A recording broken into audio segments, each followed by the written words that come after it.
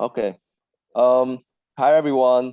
Thank you so much for joining our first event at Group Career Opportunities in Vietnam.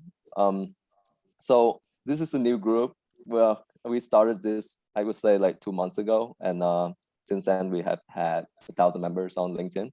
What this all about is to connect Vietnamese companies with global talents and helping kind of like uh, bridge the gap between the Vietnamese companies and the overseas talents community. How this was started is just a spark between me and Valerie, who have known each other for a little while. And I would say since of course the conversation, she sent me a lot of job postings in Vietnam and asking if I know anyone who would be a good fit for those kind of jobs.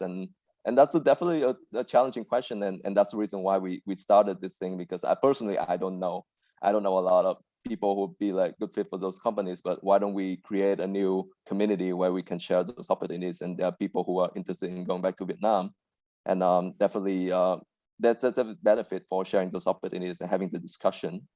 And how to join this group? We are currently on LinkedIn right now. So join. The link is you'll find the link in the invitation. And this is the first of our activities, but based on our feedback, we are planning to do more events in the future. And we are very fortunate to have two speakers who are very well accomplished with having a relevant experience in outside of Vietnam. Basically, for our case, it's in the U.S. To share how they came back and made the impact in Vietnam. But in the meantime, you're gonna have the chance to talk to the speakers and talk and discuss with them later after kind of like half an hour. But feel free to introduce yourself in the chat in the meantime, and have a kind of a small discussion. But to start, I'm just gonna ask the two speakers to introduce themselves. Anh Dũng, anh Việt Anh, thank you so much for joining. So maybe anh Việt Anh, you want to start first, and then anh Dũng. Sure. Quick background, I guess introduction about myself. I mean, I think you guys can probably see the bios, but currently Group CFO at One Mount is a Bean Group subsidiary. We are a technology-enabled company, very data and technology driven, that looks to bridge the online to offline gap in Vietnam, and leverage technology and data, and as well as people to, I'll say, deliver kind of an end-to-end value to various sectors in Vietnam. And we're currently focusing on the retail and the real estate segment right now in Vietnam. We were founded in 2019, and I joined One Mount directly from New York. That's where I was doing kind of hedge fund investing and private equity investing in New York. Leave it over to Anh Dũng. He has a much more interesting background than mine. Ủa, anh hỏi ngu tí, cái này không nói tiếng Việt hả? We have some people who cannot speak Vietnamese, I think. Okay. I prefer to, yeah. Okay. I was like, which way should I go? I'm fine either way, but there's like one person who's I see is not Vietnamese right now. Okay. Yeah. Hey guys, thanks for dialing in. I see some familiar face here. We are working on a very boring product, very kind of boring company. This is a salary advance. It's a boring product, but I do hope that it help a lot of underprivileged people. At the same time, it's also make money, and that's why VC invest in us, and including Valerie here today. So I think that's it, right? What else should I say? Maybe we can connect more and talk more in details as we go along. Maybe when did you move to Vietnam, and what did you do before Nano? Yeah. Oh, okay. I never had the luxury and or the opportunity to stay in the US, so I guess it sucks in that sense. But I moved from after college. I went back to Singapore, and then McKinsey, and then McKinsey Vietnam, and then went HBS for a year. Went back, did Uber for a couple of years, and Zalo Pay for a year, and I came back to advisory a little bit, a couple of banks here. And yeah, I founded Nano in early 2020. I was actually didn't know what I want to do. So I guess is if I turn 40, I would not be able to have the gut to do startup. So I said, okay, just do it. And so, yeah, it's just been almost a year and a half now. It's been quite a ride, as you can see in the background. At least it's trending up on the latter part. See you on fire. It's trending to the right.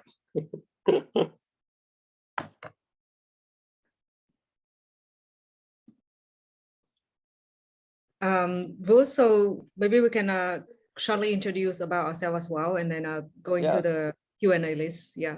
Yeah, I think you're asking the first question, but yeah, you can introduce yourself. Yeah, so I'm Valerie. I moved back to Vietnam in late 2019 to join venture capital. So it's been almost 2 years that I joined the tech and startup ecosystem in Vietnam. And I'm Vu, Valerie's partner in crime. Very boring background, work in finance, New York. Nice to meet you all. God, talk a bit more. No one know where I work, so it's fine. I work for an Australian bank. Macquarie. We know Macquarie. Yeah, people in finance. People in finance. Yeah, that's the one who fund a lot of the bridges and toll gates and all of that. It's an important part of the economy. Right.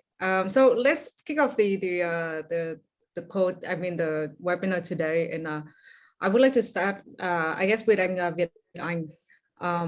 Why did you choose to come back to Vietnam after a lot of private equity and banking experience in New York? And was it like a sort of a sudden decision, or you kind of planned in advance for that? Yeah, so I would say I'll answer the latter part first. I think the decision to move back was pretty, I would say, brisk, and it seems abrupt to a lot of people. But I think it's been something that I've been thinking about, and I think when the opportunity was right, it was easy to make that jump. And I think basically I met the CEO of One Mount on like a Sunday in a group meeting. I think a lot of us were there as well from VFS.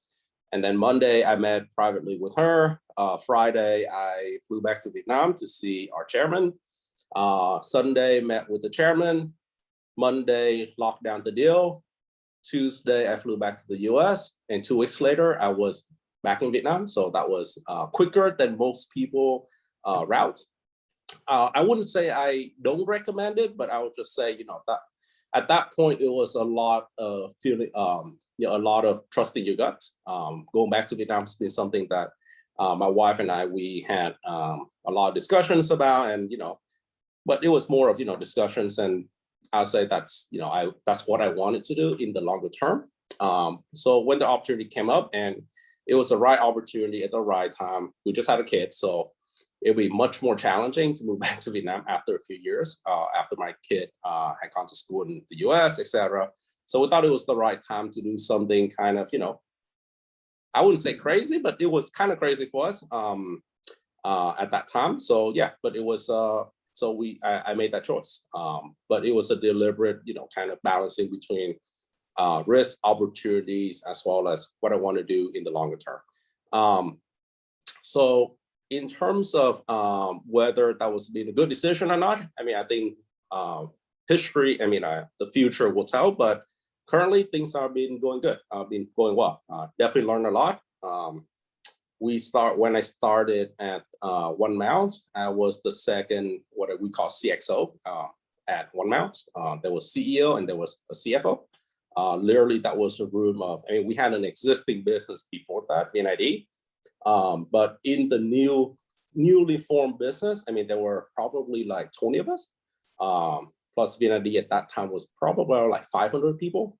Now we are approaching like 1,700 people over the past 18 months. So it's been a ride. And yeah, so it's been a good opportunity to you know, I think like Dzung, right, started a business in Vietnam, started from scratch, pretty much. I mean, I wouldn't say my starting was from scratch, like Anh Dũng scratch, like with zero, because we did have a base that was VinID, but you know, building the corporate engine and the corporate, that the enterprise engine behind all of this was a blast. So it's been a good experience so far.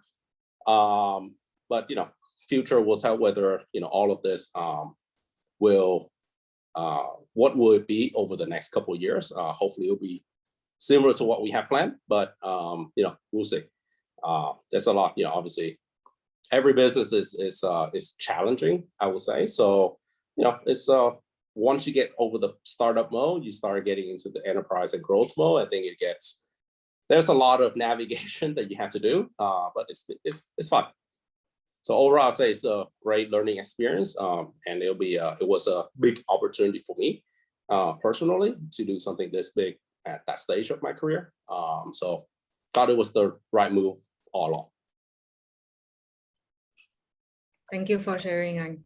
And also, I want to ask Anh Dũng, you could have stayed in Singapore, right? But you still choose to come back to Vietnam, even though the distance and geography is not that big of a difference. But do you have other factors that you consider to move back permanently to Vietnam from Singapore, I guess?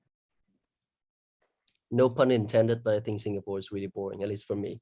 I think the decision to move back was like so easy.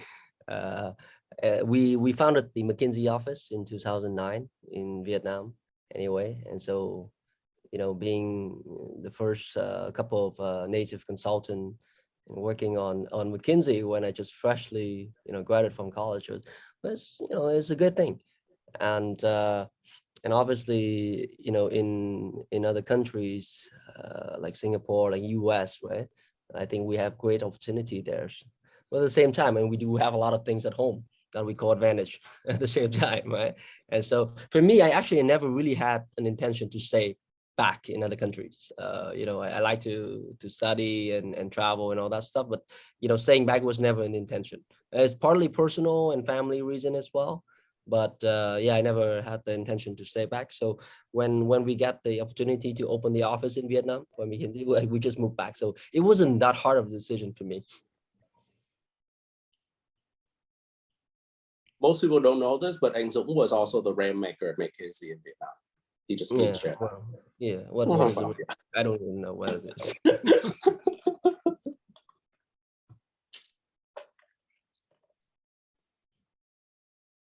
So I think kind of like the next question is in terms of like any with those both of you have experience like studying abroad or working abroad. So whether you find that background to be kind of either a challenge or an opportunity, or you feel like that background that did help you in some way, shape, or form when you're looking for a job in Vietnam or when you are working in Vietnam. So maybe both of you can elaborate on that factor and kind of like that broad experience and see whether you kind of use that to the advantage, or you feel like, oh, like I spent a lot of time in the US, I didn't have a lot of connections in Vietnam back then, I have to build it from scratch.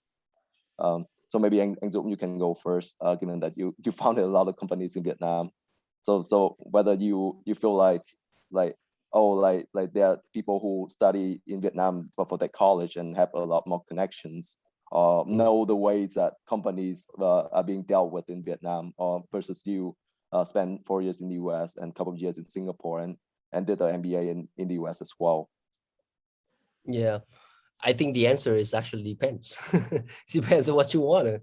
Depends what you want to do. I can tell you broadly that if we had a very, very good educational background, like we studied in good school in the US, we had a little bit of experience working, or it could be US, it could be Singapore, other places. It really helped.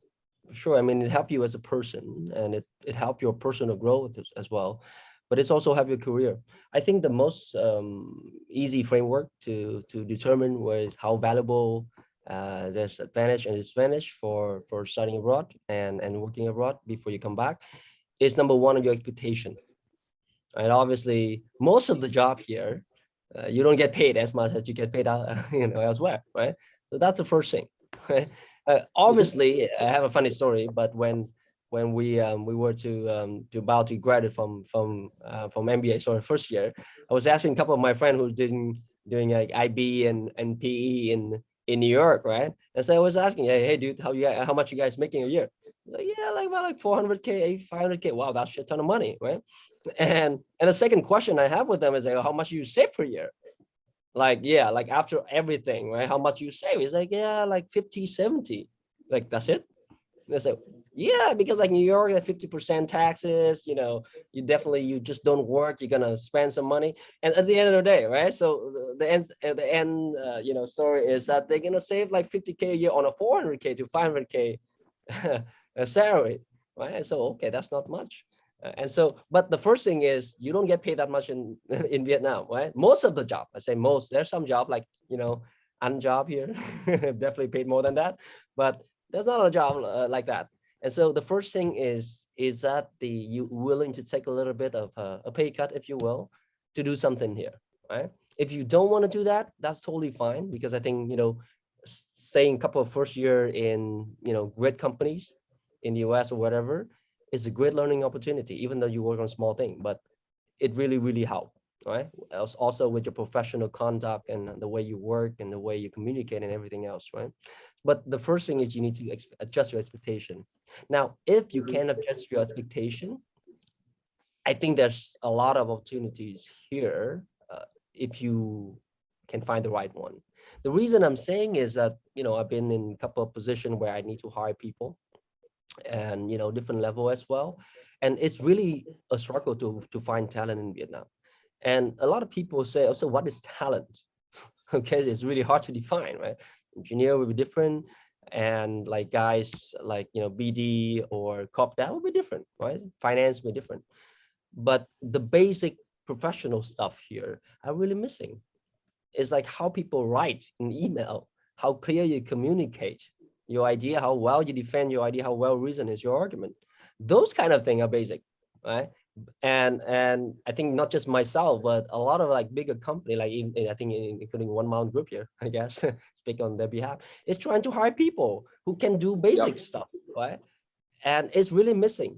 And so if you get that stuff in you, because you get trained, you get experience, all that stuff, then you come back here. When you open your mouth, right, people listen to you. Those things matters. Those things really matters. Because honestly, we call it like co-founder, CEO, executive. We really looking for those people, and we cannot find. And stuff like taking initiative to do things, right? It is still missing. I'm not saying there's a lot of not enough talent here. I think it's always supply and demand mismatch. I've been able to find the right one, but I do find a recurring theme that folks who get educated at good places in the US and work there, they come back here, their basic are in place, right? You don't have to retrain them a lot, and they want to do things, and that's good, right? Because you don't want to be a boss who tell your employees to do exactly what you want to do. You want to get people better than you, or at least they slightly better than you in certain aspect. So if you can adjust your expectation, I think when you do come back here and you want to do as a great opportunity in great companies, I think you do have. Now, it's a little bit more tricky if you really want to do startup on your own, coming back from the US. That may be a little bit more tricky, because when you want to do business here, let's just say you just freshly came back from US, for example, you need to build your connection, rekindle your connection with your network here. And at the same time, there are a lot of things that school in the US don't teach you, right? Like Google or Facebook don't teach you, because you really be the hustlers. You gotta go get it. And in Vietnam, right, we're like a great country for entrepreneur, because everything we do can be copied the next day. Because people are so entrepreneurial, right? You just don't sit in your library. You need to go out and get it. And so when I first came back, I feel that missing in me, because I don't have that kind of hustling attitude. Right? It's like, yeah, I'm more like a nerd, smart nerd and all that stuff, right? But I don't have that. And until, I really get my hand dirty, I feel, okay, well, this the degree don't give you. You need to earn yourself. And so I think if you just fresh out and you want to come back, then you want to come back to some corporates here first to get used to the environment, get used to the work, get used to the market. And then once you start to know what's happening, and you have some good idea and you have great team to start with, that's when you can do startup. I actually don't recommend you go straight to startup in Vietnam right away. Not entirely the case, but even my startup is really scrappy. We sometimes, I feel bad if I, get some guys from the US and sorry, I don't give you enough trainings, coaching. You have to swim on your own, right? And so if you have that sort of survivorship mentality within you, there's actually doing startup is cool. Otherwise is get a little bit of experience, exposure to the market before you choose to do so. I think Viet, anything to add on that? Yeah, I fully agree with Anh Dũng. I mean, he knows that One Mile has been trying to hire good people as well. And I think that's definitely what Anh Dũng said, right? I think the folks from the US, when they come back, I mean, in terms of the communication skills, in terms of the writing, in terms of logical thinking, I wouldn't say that Vietnamese, folks in Vietnam can't think logically, but I think it just, two people at the same age, say you work in banking or consulting or a corp dev type of position in New York or, San Francisco or wherever for a few years. I think with that set amount of time, I think a person from the US with that skill set, very specific industry or skill set, I think will outperform someone in Vietnam, right? But I think that's generally true in those industries. So I wouldn't say that is a Vietnam kind of issues, like specific issue. It just, those people are just very well trained, right? I mean, that's what they have been, spend a lot of time in the office, etc., to be that well trained in those types of skills. Also very agree with Anh Dũng is that, if you're from the US and you come back to Vietnam and you say, I know everything. I've seen a lot of companies operate in the US. I know how it's run. I mean, most people will think that they know how companies are run, working in finance or consulting, but in reality, companies, when they are actually running, even in private equity, I thought I know how to run a company. That's not true. It gets a whole lot more detail and a whole lot more work to really bring a company and actually operate a company. Things like processes, things like authorization metrics. Those are like foreign words to me when I came back to Vietnam. Like, it's like, I don't even know what that is, because a lot of US companies actually don't have that. But it's actually very, very common in Vietnam to employ very tight controls or financial matters or approval matters. So you can't just go do things that you like. And a lot of times companies in Vietnam won't give everybody the same rights in terms of approval or decision makings, right? So all of that is actually quite common in Vietnam, and it's just not in a lot of US companies. That's one. And I think second is, if you think that you know everything about either running a company or about market or how for example, like how PayPal made a lot of money or how Amazon created its value, everyone needs to remember that, in Vietnam, as Anh Dũng said, everything can be copied. And I can guarantee you, if Amazon were to relaunch its business today, it will burn a whole lot more money than it did, 25 years ago, when everybody was asleep and did not care about e-commerce. It's just the reality, right? So if you were to look in the US as a market to frame that against Vietnam, that's actually mistake number one. Like, the model in the US may not work in the model in Vietnam. You can't say that, oh, you should do it this way, that way, because that's how it's done in the US and it was successful. I mean, look at Stripe or look at, other businesses in the US, it's just not going to work. So I think that's what Anh Dũng is right, is that you really need to go down to the street, figure out like how business are being conducted, how people cheat around system, how people, fraud is like pretty crazy. I mean, Anh Dũng did e-commerce, in Uber, and we do a lot of, promotion and stuff too. So fraud is like a whole new level of fraud here. So yeah, so I mean, it's really get down to the street, get to know the industry, get to know the businesses in Vietnam, and things that you think is very simple. Sometimes it's very black and white. As a manager, I mean, I'm a CFO, so as a manager, sometimes you see, contracts that get signed and you just like, or get proposed, didn't get signed, but get proposed, and a lot of times the sales smell funny, and a lot of that happens in Vietnam. That's just reality.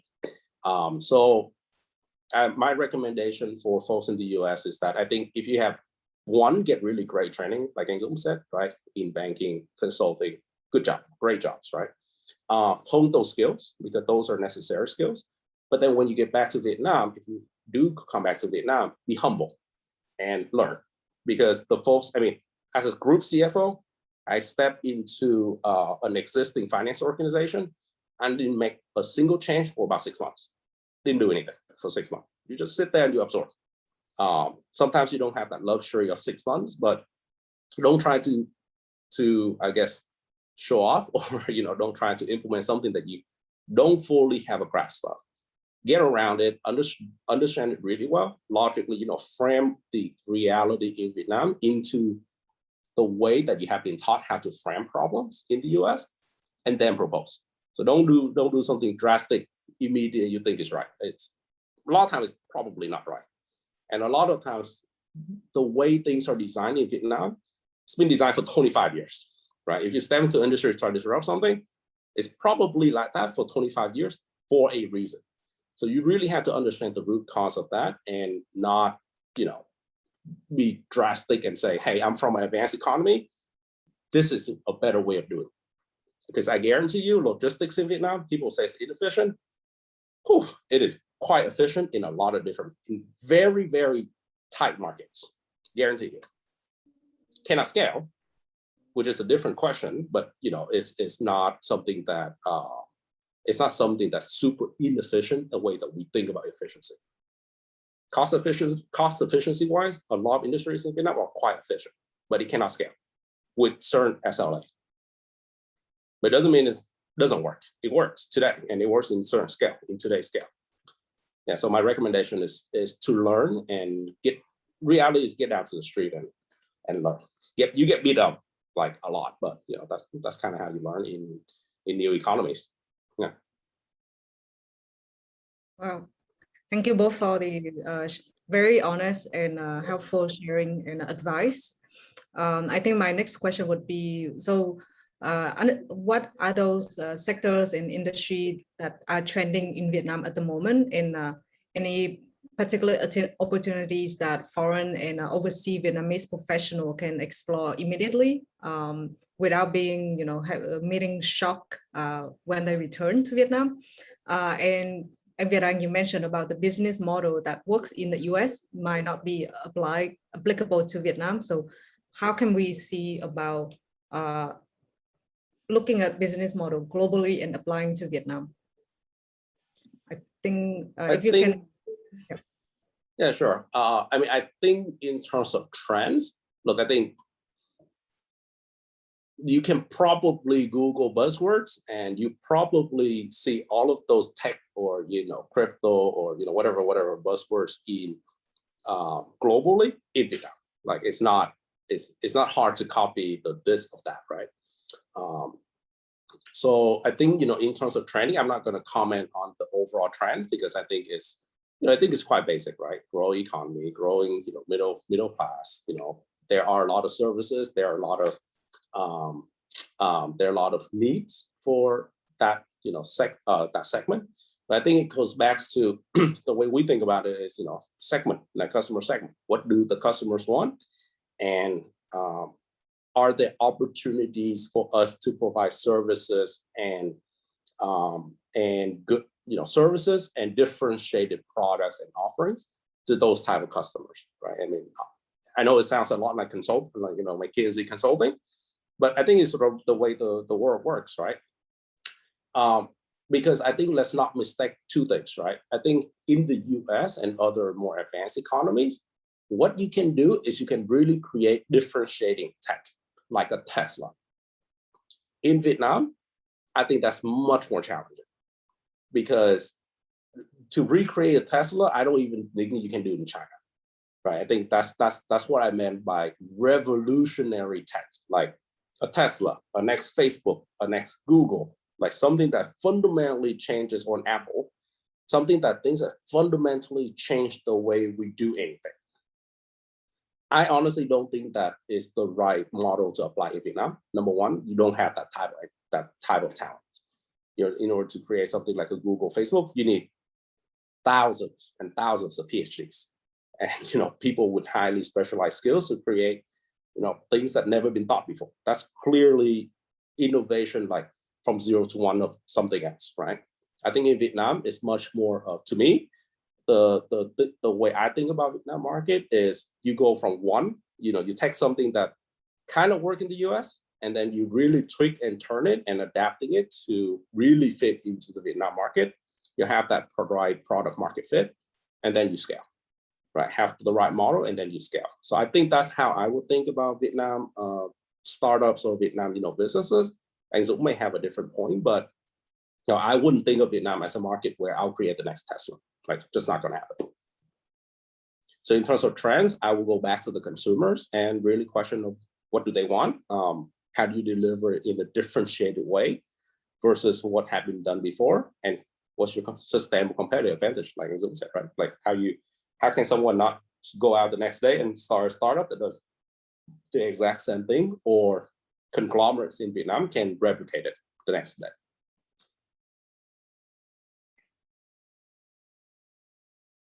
Didn't really answer your exact trend question, but there's a lot of trends, right? I think that crypto, sure, like, consumer finance, sure, like what you're doing. Yeah, maybe you can share. Fintech, I mean, lots of the buzzwords that, you look up the Wall Street Journal, like, or Bloomberg, that list of buzzwords, business buzzword or trends will be applied to Vietnam. Like, there's no shortage of it. We are consumer product. We are a consumer-driven economy. We're turning into it. So a lot of the global trends also apply. Yeah, I think in terms of trend, it's hard to say. I think the first question we want to clarify here is, like, we're talking about the trends of which company going to give you a good job, or talking about, like, what kind of business going to thrive in the future. I guess we're gonna, I'm going to bias toward more to the second question, which is, if you want to start a business, what kind of business could be a thing in Vietnam, right? I'll leave the professional part. You know what? If you guys want to do a good job, join One Mount Group. Best people, and by the way, best paid place in Vietnam, right? That's hands down. So you know where to apply. But if you want to do a startup, then I think there's some input from my end that you may find helpful. The first thing, which is very quite aligned to what Việt Anh just said, is most of the startup in, not just in Vietnam, in Southeast Asia, and even Asia, right, with the exception of China, is a local version of what has been done in other countries, right? That is almost 99% true for consumer tech. Okay, on B2B tech or SaaS is slightly different, but it's a subset of that, right? So imagine, put this way, if you have whatever kind of company in the US doing consumer thing, you probably have that in Southeast Asia and Asia, right? Which come as a lag, right? If you do, if there's some SaaS model in the US, then likely there's a small chance that something like that around as well, but not as good as a version, right? And so, and that's why most VC, actually, the first thing they see is like, yeah, have I seen this before? And how it got tweaked, this model get tweaked for this market. That now, mindful of the fact that Indonesia is different, then Vietnam is different, Thailand is different, Filipinos different. I actually did not know that until I went around the region and worked and find out actually each country is very different. Actually, for example, right, you may have heard like AA Asia just bought out Gojek in Thailand. Let me tell you one story, right? Thailand, I think, has 70 million people. And so it's very much our size, right? We have 100 million, slight high income, but yeah, we're all Asian, right? Let me tell you, like Uber and Grab, we have no chance of success in Thailand either, right? because the way that Thai market works, especially for like just say motorbike, is very different. They got controlled by the mafia and the police. There's no way, literally no way you can break in.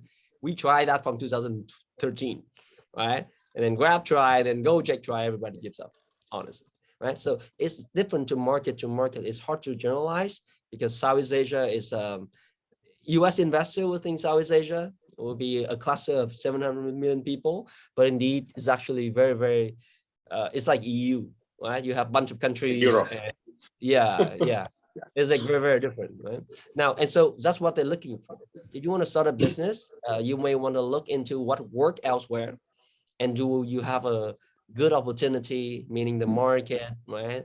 The situation here, and then you have a team to do it, right? But on the consumer tech, that will look like. On the SaaS side, I think is less, I would say, hot right now compared to consumer, because at the end of the day, what you've seen is we, like for Vietnam, we move from a poor country now to getting a better country, right? In terms of income, we're like almost, I don't know, a middle income country in, I don't know, 10 years, 15 years. What happened is when people get slightly richer, they're going to spend, right? Look at China about 15 years ago when they're slightly richer, right? They turn from saving country to spending country. And then look at what China right now, especially with the consumer tech ecosystem. And so that's why consumer tech have a better future. On SaaS, for example, which is a lot of a great company I'm made of. In Asia, I think it's a longer future to look at. Probably 5 years from now will be the booming time. I mean, obviously, don't get me wrong, there are a lot of good companies out doing SaaS and they're doing great, right? But I think they'll be doing even a greater job in the next 5 years. The reason actually very similar to India. You know what? India had a lot of engineering talent too. They sent to the US, to Google and every place, right? But it's really hard to come by a like good SaaS business from India. And when I talk to some Indian folks, some of the folks told me a very simple reason, because in India, labor is still so cheap, right? For example, right? Like Gusto, it's like a payroll software, right? In India, there's like a lot of equivalent software like that, but they sold to the US. Because like an Indian businessman will say, hey guys, I'm going to hire some accountant and pay them very, very cheap, right? Why do I have to use software? And so it had to do with the income level and willingness to pay. You see, everything about pricing, about business, about, okay, do you have something of value, and is someone else like willing to pay for it? I think from the enterprise side, with the exception of like ERP and the bigger one, it's going to be a couple of years from now until we hit the inflection point. Very similar to a very hot trend right now in tech and SaaS is like, yeah, everybody talk about micro SME. It's really hot. Look at Indonesia, it's like so hot. Like a lot of company raising like $100 million without any dollars revenue, and retention is terrible, right? Because people are betting on the future of micro SME. At some point, you'll be able to monetize. But that is also a make-believe kind of thing, right? It may come, it may not come. So I think just for my thesis, I think consumer is very bright right now. It's going to be bright in the future. SaaS is okay. It's going to have bright future. It will take a few years for the trend to really unfold. Hardware is really hard. And so only you have a lot of capital and all that. I would not recommend if you start a business in hardware. All right. If you join a great company, then it's great. But if you start in hardware, it's going to be tough because, yeah, obviously we don't have the ecosystem on skill set, and then all the satellite industry, just like China. And so hardware in Vietnam is going to be hard. Biotech, I have no idea, so I'm not going to comment on it. Actually, never thought about biotech, given that I had a chemistry background. But yeah, never thought about that. It's true. Yeah. Should come back to the root at some point, man. You probably saw the news. We are looking. Well, not we, being B Group, is looking into the vaccine plant in Vietnam. So, yeah. But yeah, I think Dzung is right. I think the micro SME, I totally echo on that. I mean, that's a huge theme in the US, like SaaS for micro SME, and they get spread over Southeast Asia. Just personally, I mean, I work with, micro SME, which are like the GTs, the convenience store, like literally right outside of your homes. I mean, that's like, to me, that's like the bodegas of the New York. And yeah, that group is nowhere close to being monetized. I mean, they just don't make enough. And when you talk about software, it's the willingness to pay is very little on those, very, very little. Similar with micro enterprises as well, right? It's micro or mid enterprises. They are upgrading. I mean, like Dzung said, I mean, that opportunity is expanding. But it's to be seen. I think it takes at least 5 years for that market to start to form up a little bit. So today is going to be, I think it's a little too early for that. Thank you so much for sharing market trends in Vietnam. So caveat, this is going to be the last question, the moderated part. And after that, I then just prepare your questions and you have the chance to interact with the speakers. The last question is going to be super easy for you, given that you have had kind of like interview and talked to a lot of candidates and hired a lot of people actually from overseas and in Vietnam. So kind of like any particular resources that you find would be helpful, or any kind of like, just like quick tips or things that people should look at, or kind of resources, either person or website or your channel or someone that kind of like would be helpful for candidates who want to go back, from both startup perspective for Anh Dzung and from corporation perspective for Anh Việt Anh. I'll leave it to Anh Dzung to start. Yeah, I think on startup it's pretty easy. You should talk to VC because they know the ecosystem, right? And so let's talk to them. They know everything, and that's their job, right? They don't know that they're not doing their job well. And so, I think that's the first thing. If you want to look into startup opportunity, and honestly, at the same time, I feel that startup is really exciting in Vietnam as well, because never seen before. It's like we're now having the tailwind of capital flow to support us to do things that even we don't really feel that we're going to be successful. Okay, that never happened before. Like 10 years ago, VC is very different world. Like I've known folks from IDG and they're the only one, right? And like they wrote very small check, and like there's no way after IDG you can get some fund, right? Now, not because just the market in the US is flooded with capital, but I think this region as a whole and Vietnam as a spotlight is on the rise. And so, you know, I've been talking to a lot of people and a lot of people talk to me as well. It never been a better time to be a founder like now.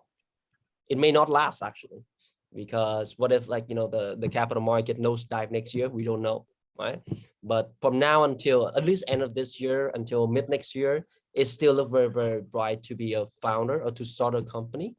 And so, yeah, if you want to look for opportunity, whether it's a job or startup, or like you looking for, you know, team to support you, or like, you know, VC firm support you, I think I recommend you reach out to VC in Vietnam. I think, you know, what at the same time I believe is a lot of VC are looking for talent overseas. So, you know, in Indonesia, there's a VC firm called Intudo Ventures, and they own, you know, they're looking at a concept what called sea turtles. It's like people starting abroad, work abroad a little bit, and then at some point coming home. It's like, you know, when like a little turtle, baby turtle, right? You know, you get born in the sand, you know, crawl back to the ocean when you just you know, a couple of days old. And so a lot of VC are looking for those talent just like you, right? Either to be added to a good team, a startup team, or sometime if you're good enough and you have a good idea, and by the way, idea is cheap, you want to do it and you really want to do it, people give you money to do it, right? So I think my message is on the startup front, it's never been a better time, at least in terms of the first thing, which is the money to support you so that you have some capital to kick it off and have a pretty fun journey. I think just the second part is to add, if you want to find a good job in corporate in Vietnam, definitely Vietnam will tell me that the best way is through connection. You need to know the boss, right? You need to find a way to the boss. And let me tell you this, the boss always looking for you too. The boss is also very helpless. You know, see, the thing I want to stress here, most of the boss in Vietnam are super lonely. They have a circle of people they trust, but beyond that, they don't trust anyone. And the boss in Vietnam, very successful bosses, they're very smart. I met a couple of them. They're actually extremely smart. I'm really proud of my mental math kind of thing, but I met some of them and say, oh shit, you good. I give you that.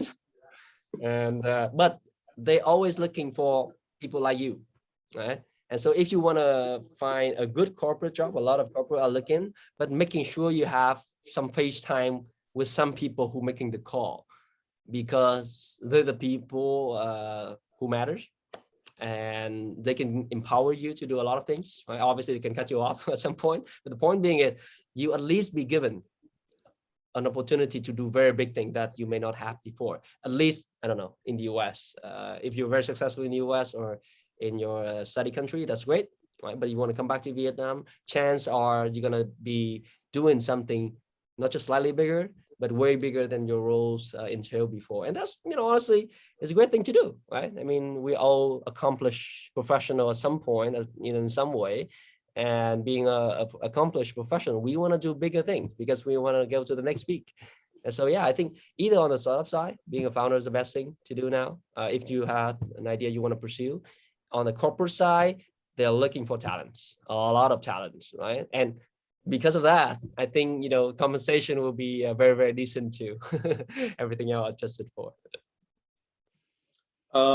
Yeah, I echo that. I think, you know, it's a startup scene in, like Dzung said, I mean, he knows, and I agree as well. There's a lot of capital flow into Vietnam for the startup scene. So that's, you know, definitely a great way to do it.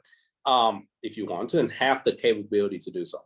Because I think Dzung is perfectly right. Ideas in Vietnam is actually not, it's cheap. I mean, to be frank, it's cheap because as Dzung said, if you touch consumer tech, it's usually this has been done somewhere before and you have kind of a twist to it. But all of that, it gets back to execution. And execution in Vietnam, I mean, when people hear about execution, they will say,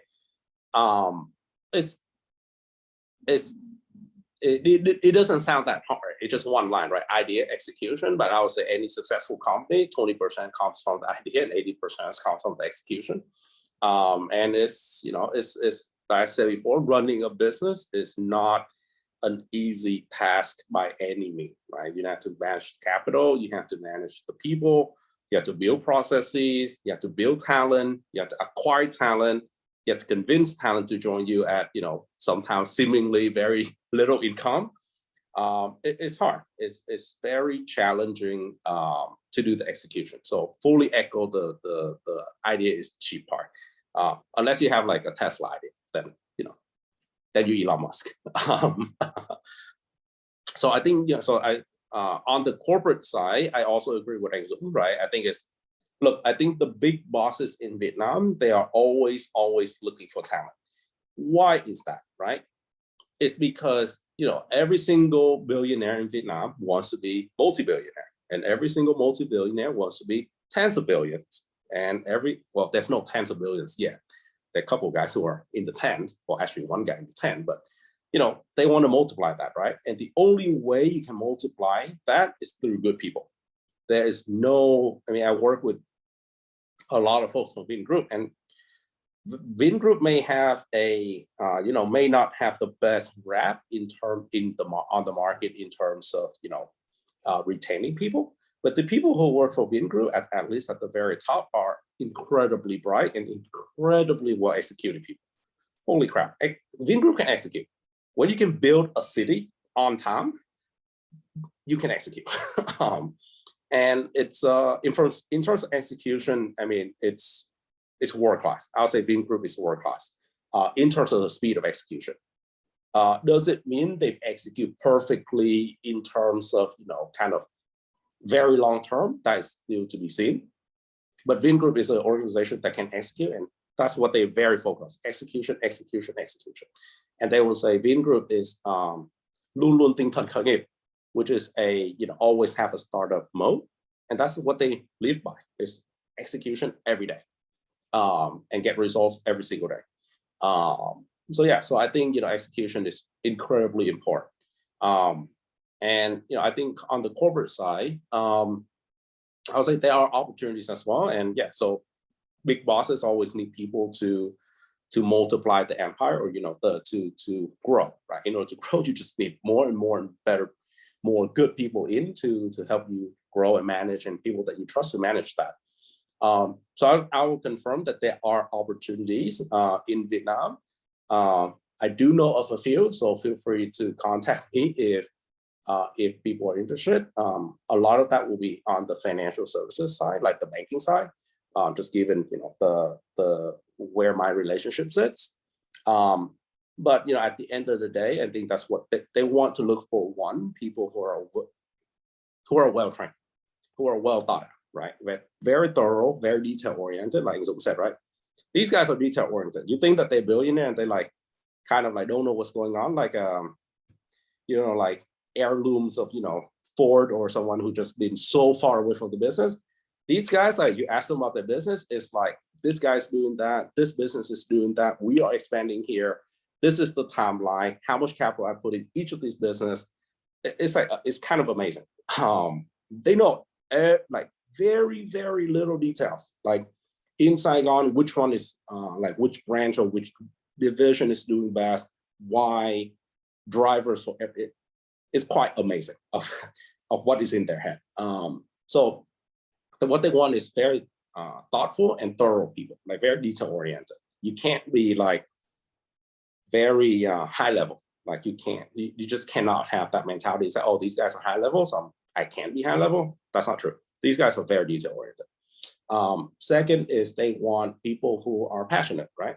As Dzung said, right? I mean, sometimes people in Vietnam are not, they don't take a lot of actions, right? They just kind of receive the direction and they just kind of, okay, I'll just do 70% of it is good enough. What these big bosses want is they want to grow. They want to grow their businesses, right? So they want people who have kind of a growth mentality, who can learn more and cycle that back into execution, get some insights from the market, and then come back to them and basically discuss and basically, okay, so this is what I've learned. This is what I think we should do next. What do you think? They like that type of feedback loop. And yeah, so to fully confirm that they do want people here. And yeah, so I think, if you want to go to corporate, agree, fully, you need to meet the boss. And it's also sometimes you can work with one boss and not the others, right? So I think that's also a part of my big decision to come back into Vietnam as well, because I met with my two big bosses, the CEO and chairman, and I do like them, and I think that's I can work with them. So I think meeting with the boss and kind of understand where they're coming from and what they want, and if that way of working is aligned with you, then I think it's hugely important, because they can pay you a lot, and as I said, that can be cut off in 2 weeks. It's just the reality. If it doesn't work out, it doesn't work out really, really quickly. It's not like the US when, hey, we can spend 3 months, 6 months kind of figuring this out. Yeah, in Vietnam, things to move fast. Cost of capital is pretty expensive in Vietnam. Our interest rate is 5%, so versus 0 in the US. So, there's delta in people's patience as well as money in Vietnam, especially when you're at a premium. So it doesn't mean that you do not have time, but you really have to understand what the boss want and really have to figure out what it is that their patience level, right? If some guy you can propose 6 months, no problem. Some guy you propose 6 months, they'll be like, you don't have 6 months. Go back and redo your homework. Not 6 months. Yeah, so I think figure out, really know what you're getting yourself into. I think that's kind of my key message here in Vietnam. Do your work and know what you're getting yourself into. Thank you so much for the insight. So now we're gonna spend the last 15 minutes of the event. So any questions that the audience have, feel free to open your video and introduce yourself and say hi and ask any questions that you have. The stage is yours. So here's your chance to interact with the speakers and learn something from them.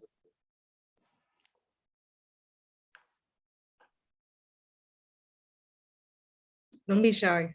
Yeah, don't be shy. Oh, Yeah, thank you. someone's raising their hand. She messaged me that all of these are very interesting sharing.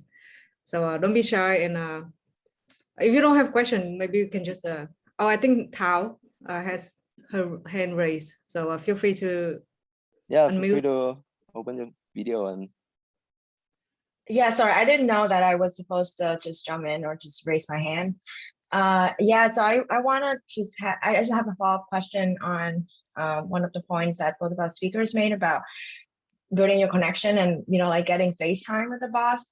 When you're overseas and like when you're educated in US or in Europe, you just don't have like, you're just not physically in Vietnam. How do you do that? Like, do you reach out, like does reaching out, cold calling, cold messaging people on LinkedIn work? And somehow you would just need to message around several people in the company you're interested and just wait for someone to respond to your message on LinkedIn. Does that also work to build connection in Vietnam? Thank you. So I'll say if you are, I mean, so will probably you'll be an expert in this, but I'll just from someone coming from back from the US, I think it depends on which corporation, which industries you go in. You know, I think VFS actually has a great network of, honestly, Vũ, where are you there? And Valerie, I think VFS has honestly a great network of people of high caliber companies that they can certainly help facilitate some introductions into. I think second is, you know, if you have networks back in Vietnam, then, you know, leverage those networks as well. And it takes time to really figure out these opportunities. You know, I wanted to go back to, I thought about going back to Vietnam, and look, honestly, it took me probably like 18 months to 24 months for something, you know, that matches what I wanted to do to pop up. And it was luck, honestly. That was a lot of luck. But process-wise, I will say, you know, get in touch with, you know, the VCs, the private equity firms in Vietnam. As I mentioned, private equity firms in Vietnam, not Vietnam private equity firms. So like the Temasek, right? The big funds who have presence in Vietnam that you may have connections in, you know, New York. If you work in finance in New York and you work with, you know, like a Temasek or, you know, like a GIC, they also have big presence in Vietnam as well. Korean funds are also big in Vietnam. So private equity fund also has a lot of news flow in, and VC flow. VC firms also have a lot of news flow into a lot of corporations in Vietnam. That's second. And third, I think is really, you know, touch base with people like, you know, people in that industries that that you may come across, or, you know, keep in touch with those folks. I think that's, I mean, basically it has to be very personal, very bespoke. LinkedIn is not really well used in Vietnam, to be honest. It's hard. And the third piece is investment banks in Vietnam. They also has a lot of insight into a lot of companies because they work directly with the big bosses, to be honest, those big banks. Like a CS or like a DB, those firms do a lot of deals in Vietnam. CD also does some deals. Goldman has been pulling out lately, but yeah, in US and international investment banks also does a lot of work in Vietnam. I lead to Dzung, you know, how, you know, from your McKinsey days, and, you know. Yeah, I think I would just add cold calling would not work for the boss. Yeah. But what I also believe is the power of the network and connection.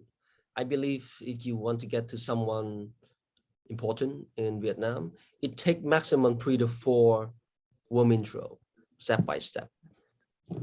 So cold calling doesn't work. Get some warm intro. It starts small first, but after 2 or 3 or 4, you get to the place. Okay, so everybody network is different. I think Viet Anh just suggests a couple of one. I would just add one more.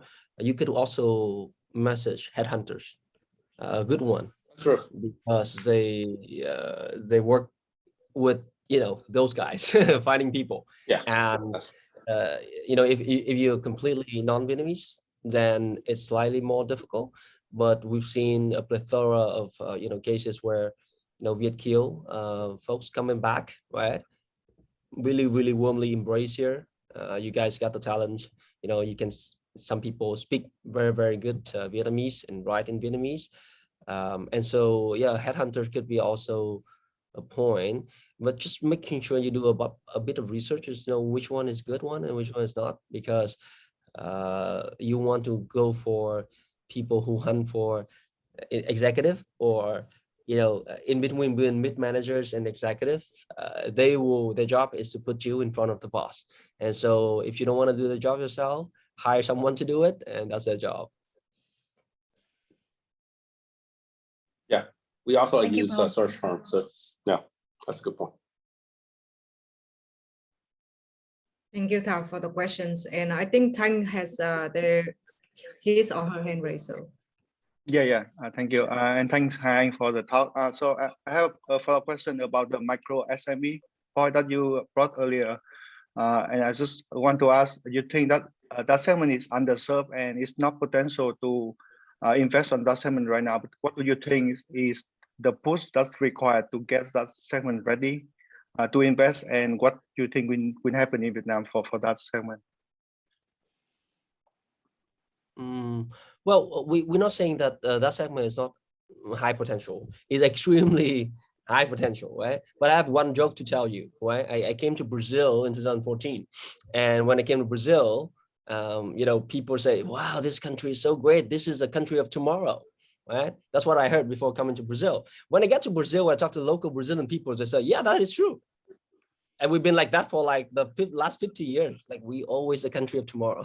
So something have like big potential in the future doesn't mean the future unfold next year, next 3 years, next 5 years, right? It depends, right? So what we see is that yes, the potential is there, and my point is you need to be extremely patient if you want to get into this sector. Okay, there's many ways to play. They're not too sophisticated now, so it's also a factor that you can bring a lot of stuff in to add value. But number one, they're still very poor in general, in an aggregate, right? And if they're poor, they don't pay.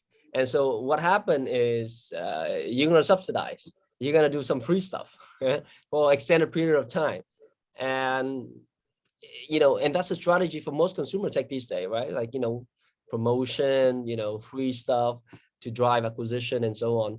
It's going to be very similar to micro SME, right? So it depends on your patient. Obviously, you know how to add value to them, for sure. That's the first and foremost. The second thing, you need to have to be patient, because honestly, nobody knows. You will get the numbers, okay? In terms of like, okay, well, you have cool product, a lot of people use you, but how many will be paying for that is actually a real question. But if you can, how to say, find good backers, either VC firm or whatever, or some partnership, it may give you a more, how to say, extended runway, or how to say, a foundation for your patient to be valid, right? So the point is not like low potential, it's actually very high. And a lot of people and a lot of like VC firm, and obviously a lot of corporate also chasing opportunity. I think our point here is just that it's not easy anytime soon to really effectively monetize this sector, this segment. That is a key question, right? And nobody knows when we can do it. Yeah, so I think it's also, we also have to, you have to take into account of the market sizes as well, right? And that's what Dzung is getting to, is the market size in the US. If you get 1% of the market size in the US, you're probably $1 billion company, which is huge, right? You talk about $17 trillion worth of GDP. Vietnam GDP is 270 billion, right? So micro SME is a portion of that, and your market size will be a portion of that portion. So once you get there, you probably can build a 10 million to, call it $50 million type of business. If that is your aspiration and that's what you want to do, I think that, that's perfectly fine. But I don't think, if you want to build something that is 1 to 5 billion, I think that's much more challenging as a starting point from that angle, right? So it's not like a don't do it, but it's more of what is your expectation on the other side? One, and I think second is also, I think this is where the being on the street and, kind of really do the math matters. For example, I'm a finance guy, right? So a big thesis in the US is, kind of micro SME type of financial management tools will help them, kind of run the business better, et cetera, right? In Vietnam, for a business that has, call it like 150, 200 people, which isn't small, you probably need 4 to 5 accountants for it. Each accountant will probably cost you about 15 mil, 15. And a head accountant will probably cost you 30 mil, right? So all in, you're probably looking at like, around 75 mil a month for that group of people, right? So can you create a accounting or a financial management software where you can price to them at that price, but ideally a whole lot cheaper, because they still have people to key in numbers, they still have people to use it. You probably can optimize, 1 to 2 person, but definitely not the entire team. So, your opportunity there is, call it 30 mil a month. 30 mil a month is like $1,000, like a month, right? And that's on the very premium side. US, the Vietnamese bosses, when they hear about a lot of that stuff, they're probably like, okay, I probably can pay you like $500, basically. And that's for a company of size of 200 people. If you get down to the size of like 20 people, they usually run it like one accountant. And it's usually not even like a master accountant type of person. It's simply a person that can do the books, which will cost like 20 mil. So can you basically, that is the reality that when you do your research and business plan bottom up, that's what you have to basically have to answer. And that's what I meant by, in the US, 200 person companies is deemed a very small company. In Vietnam, a 200 person company is relatively, I wouldn't say mid-size enterprise, but it's definitely like a micro, actually kind of a large SME that is it's the S and the SME. The S and the SME in the US is probably approaching like 500 to 1,000 person. So just different size of the market. And, I think that's, once you start doing the math, you realize this type of things. Okay, thanks, Hank.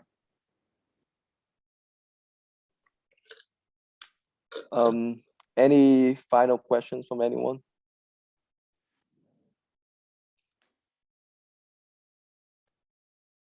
Oh, one person. Sun, you want to go up? I think you Sure. Hi, thanks, Ang, for taking the time in this session with us. Just a quick introductions. My name's Sun, currently working at PNA Corp Dev at a fintech company in New York City. I used to have a brief time interning for Uber in 2017. Not sure if I remember, but I reported to Tommy. Shit. Really? Yep. So just quick questions about like when you have this responsibility to manage a lot of people, at a certain point you have to make decisions, and at that time, how do you balance your view of being having a strong convictions versus being close-minded, I would say, for the lack of better words? Because like to me, I think like for like startup founder or successful senior managements, they always have to make tough decision, but at some point that decision will go like against the crowd. So it will be like difference from the crowd thinking.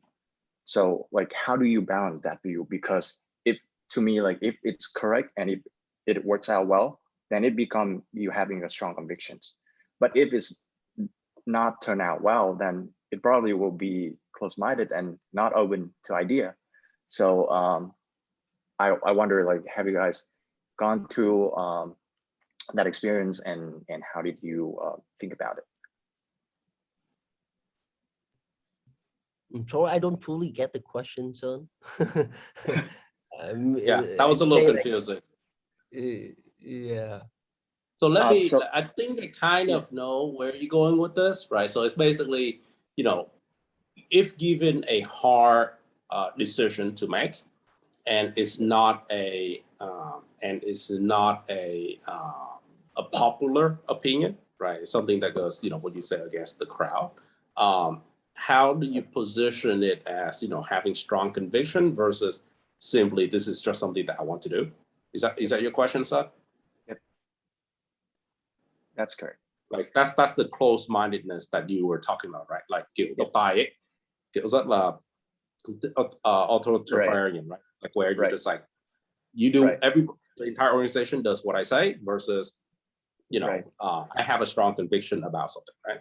So I think it's a communication part, right? I think it's one, communication and execution. I mean, we have this McKinsey framework actually, from to analysis, from to close gap. Easy, right? It's like basically, what's up? Easy We pay money. McKinsey a whole lot of money for this. Yeah, you're never making it do that. Yeah, so I think it's that, right? I mean, you have something, a tool that you think is the right tool. What you do is you communicate with your shareholders or your board or your chairman or whatever and get their support. But on the execution side, you don't have to deliver the tool to everybody, right? You also have to segment out your employees and say, okay, my top managers, you have to understand this. But when you communicate down to the, you know, the N-1, N-2, N-3 in your organization, you have a roadmap. You really don't want to make that big of an announcement and shift so quickly, right? Because that's where it gets very confusing and hectic. It's like kind of long. So what you do is you transition. You have a plan to do. Okay, you roll it, right? I mean, and again, even if you have strong conviction, you also need data to back it up. And the only data that can be valuable and confirmable is when you do it, you see improvement. Because once you start having those quick wins and that snowball started building, then you getting from to two is pretty easy. But you try to push a whole snowball into people's face is it's a much tougher conversation. So usually the way I've seen best managers do it is they do it in phases and they very clearly communicate to at least the board and definitely the N-1, like the senior management team, CEO, senior management, like the BOM, the board management. That's the plan.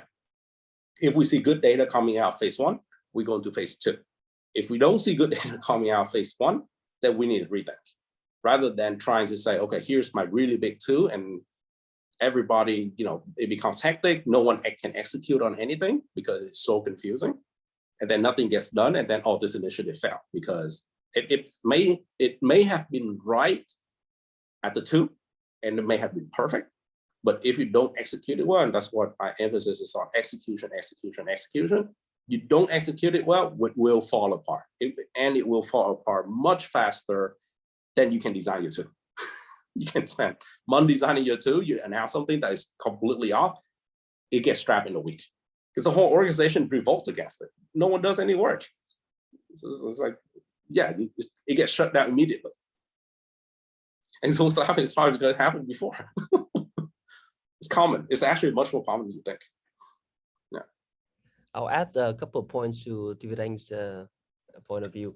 The first thing is it depends on the situation. If you're in a corporate, I would actually recommend you to think through your decision, think through how you manage communication, right? Not because corporate are bureaucratic. Yeah, it can be, but the point being is there are more people, there's more complication. That's it. Very simple. More people, more problems. Well, more alignment needed. Okay. But if you're in a startup, you should not be wasting time thinking too much about, yeah, you know what, I'm going to spend one week on the deck to tell my people what to do. Don't be, okay? Because the nature of the two things are completely different. If you start up, you spend too much time. No, every organization, we always need, especially as a manager, you need to over communicate. There's no communication is over communication, okay? You always need to over communicate, especially if you're a leadership role, manager role. But I would say that the core difference is in a startup, you can do it faster because the point is you need to test a lot of stuff, right? It doesn't work, you change other stuff and you do it. So yeah, I think based on different situation in corporate, you spend more time because alignment is really critical, and not because you need to align them so that you get a job done. It's critical to organization success to be aligned, because the natural state is not aligned. Okay, so especially if you're CEO of big organization, the number one job is to communicate and align people, and then get execution done. Yeah. The second thing is, I would say, coming back to your point, because you mentioned, yeah, what if it's unpopular decision, you know, it's against a crowd. I would say that, you know, in most situations, if you kind of confused, just one quick check is, don't fool yourself. Okay, if you're not sure about a decision, think it through. Right, but if you're sure about it and you have things to back it up, like data, evidence, you know, support, right, just go for it. But the number one rule is just don't fool yourself, right? Don't fool yourself. If you feel like it's a popular decision, but it's not the right decision, don't do it. If it's the right decision but it's not popular, just fucking do it, right? But the point being is, don't fool yourself. I think most managers, you know, I was in that situation. I was young when I got promoted to manager role, and one thing I realized, most of us are not ready to become manager, right? And being a manager sucks. It really sucks, especially when it comes to people decision. It really sucks, right? I don't know, you guys do MBTI and all that stuff, but I'm an app person. I'm a feeling person. I have a hard time firing people, right? So being a manager sucks. And so making sure that you know, I know a lot of young folks here are very talented, and I think we're in a role to manage other people. And to be honest, is a tough job. And so, yeah, when you're confused, just recheck, like, you know, I'm fooling myself. If you're not, just go for it. If you are, making sure you don't fool yourself. Yeah, I think one thing that a lot of folks, especially folks who, I mean, probably better for banking, for consultant, but for bankers, we work in investment bankers or investment professionals in general tend to work in a small team. That's just the reality. That we don't work with a ton of people. And when you switch over to a corporate role, you have to work with a whole lot more people, and the team is much bigger, right? You know, your team previously, a deal team is like 3 to 7 people, right? You have to deal a lot with your clients, sure, but your core is only 7 to like 3 to 7 people. But when you go over to corporate, your team could be 20 people deep. You're managing like a team of like 60 people. It's a lot of headaches. It's only 60 people out of 1,700 people that we're managing. So it's I do have to say that, you know, the managerial skills is something to not be overlooking when you are thinking about going into the corporate world, or, you know, the managerial world, because as Dzung said, alignment is so key. And even myself to this day, I still don't communicate enough, because I've been running, you know, group CFO, you kind of have to run around a whole lot different crap. So, you know, it takes time. And, you know, Dzung as a CEO, sometimes it's just hard to find the time to do alignment, but it's actually a really important piece of that. And if you don't do it well, things just don't run. It just stops.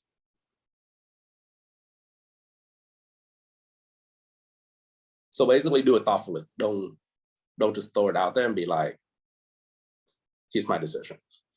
Because people will be like, I don't get it. I'm not doing it if I don't get it. I mean, that's what you want from your staff, to be honest, right? I mean, yeah. Yep. Thanks, Anh. It's really helpful, because I've seen so many businesses in Vietnam are mostly family business. So the way decisions were made was basically based on experience driven, and they just like give out, hey, this is the decision, and sometimes we don't fully understand what's going on. So I think your input from both sides, startup and corporate, is really insightful. So thanks, Anh, for that. Just a quick time check. I saw one more person raise their hand, so I don't know if both of you are okay taking one more question and we call it a day. Sure. Right. And yeah, you want to ask a question?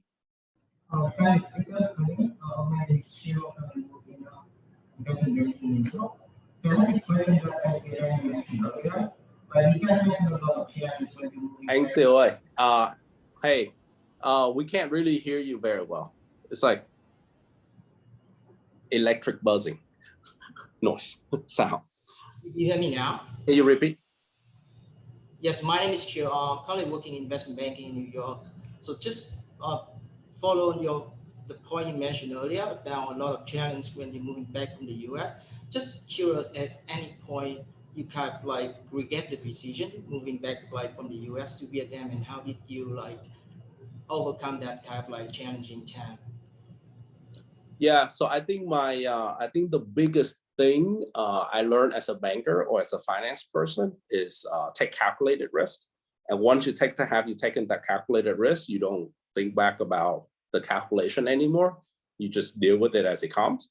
You know, similar with banking, right? You get into a deal and you know you don't really think it's like, okay, what happened if this deal blows up, right? It's like, okay, sometimes deal will blow up, sometimes deals won't blow up, and it's actually not up to you. So to make those decisions. So you kind of, I personally, I don't think of regrets or, I mean, I do look back and see how I can do better, obviously.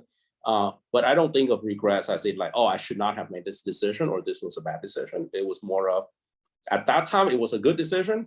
So at this time, unless something drastically has changed, then fine. If my thesis didn't play out the way I wanted to, and here are some of the key things that I know needs to be true to work, as long as those continue to be true, I keep on going. And yeah, so I personally don't think of it as like, oh, was it a bad decision or did I have any regret? It was more of, hey, how can I do this better? You know, because I mean, it took time to adapt into it, and you kind of keep rolling and keep learning and making sure that, you know, you're better today than yesterday. And yeah, so as long as my key points in my thesis had not changed, I'm not making, I mean, yeah, I won't be making a different decision today than what I did, you know, 2 years ago, or 18, 20 months ago. Yeah, almost 2 years. Yeah, 2 years ago. Thank you. Sorry about my son. Please just. No worries.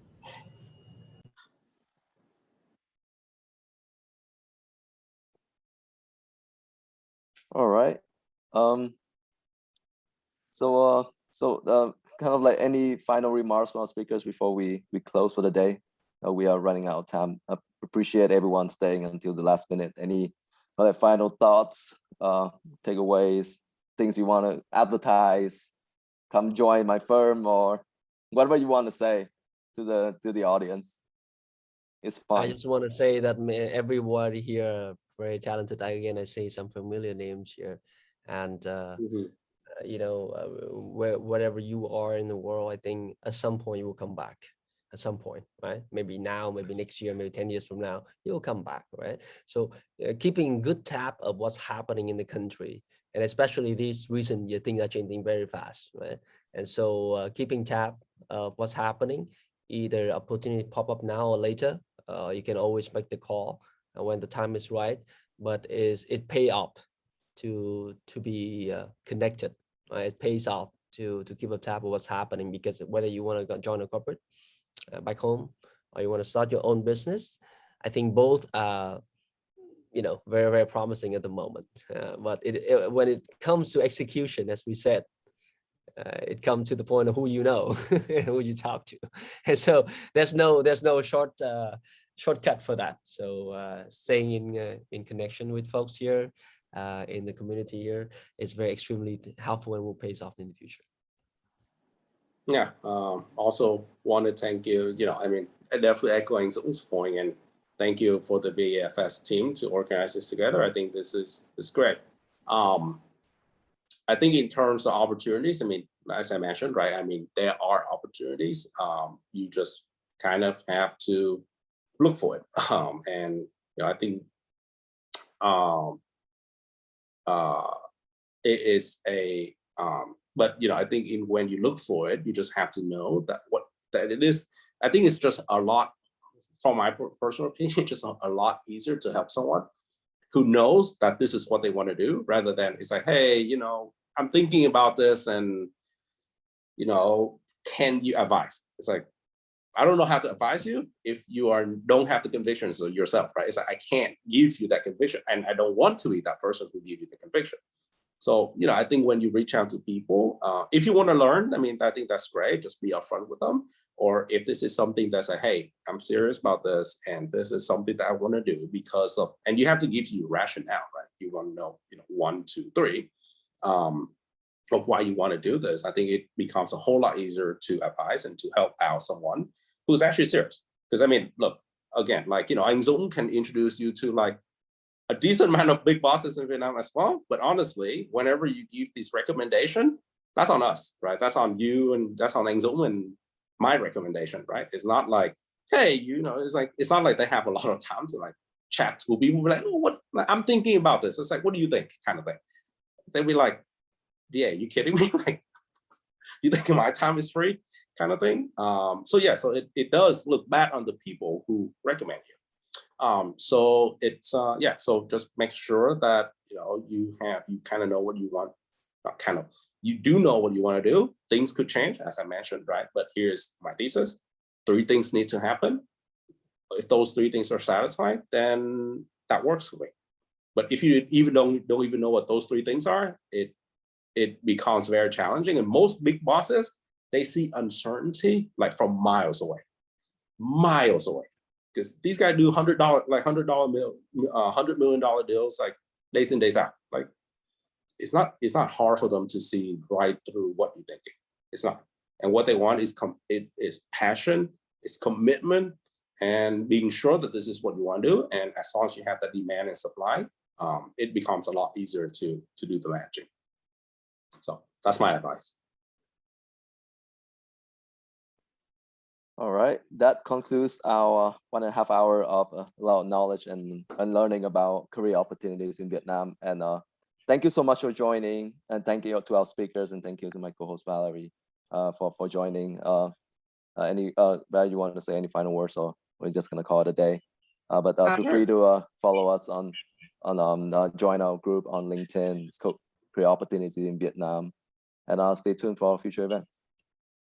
Yep, just want to say thank you again to anh Việt Anh and anh Dũng. All right, see you guys. Right, appreciate it. Everyone. Bye bye. Bye guys.